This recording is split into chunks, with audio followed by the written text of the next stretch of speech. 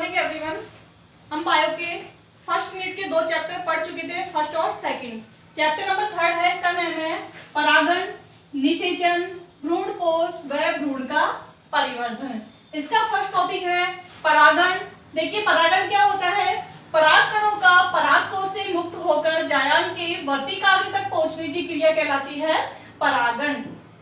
किसी पादप के पुष्प के परागकण परागकोश से मुक्त होते हैं और मुक्त होने के बाद में वे जायांग के वर्तिकाग्र तक पहुंचते हैं, तो ये क्रिया कहलाती है परागण।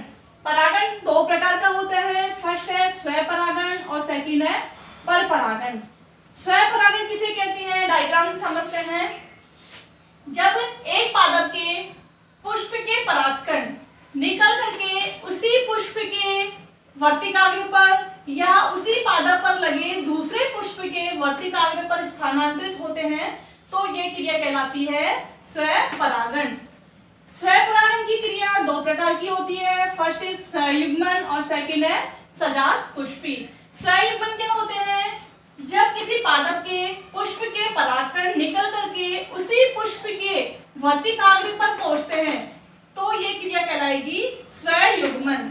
स्वयुग्मन की क्रिया में पुष्प अपने ही परागकणों द्वारा परागित होता है। डायग्राम से दिखाया गया है कि ये एक पुष्प है, इसी से परागकण निकल रहे हैं और इसी पुष्प के वर्तिकाग्र पर आकर के स्थानांतरित हो रहे हैं, तो ये क्रिया हो गई स्वयुग्मन। स्वयुग्मन मटर में पाया जाता है। नेक्स्ट है सजात पुष्पी। सजात पुष्पी मीन्स होता है एक ही पादप है और पुष्प अलग अलग है।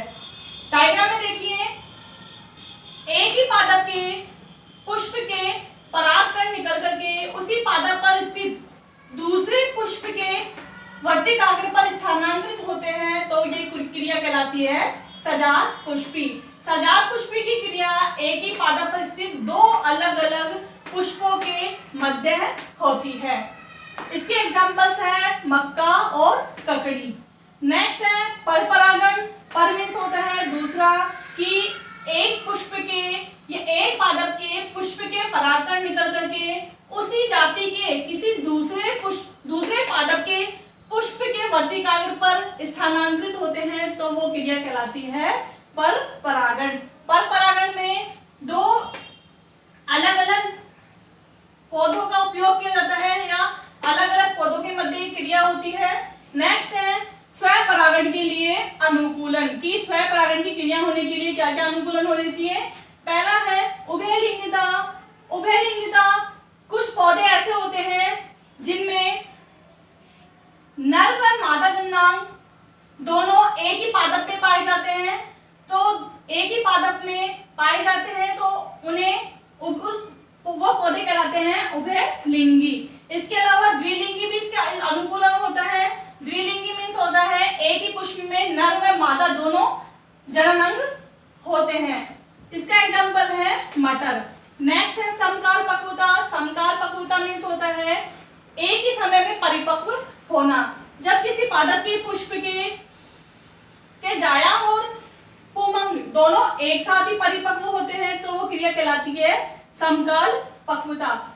इसका एग्जांपल है गुलाबास और सदाबहार। नेक्स्ट इसका अनुकूलन है अनुन्मील्यता।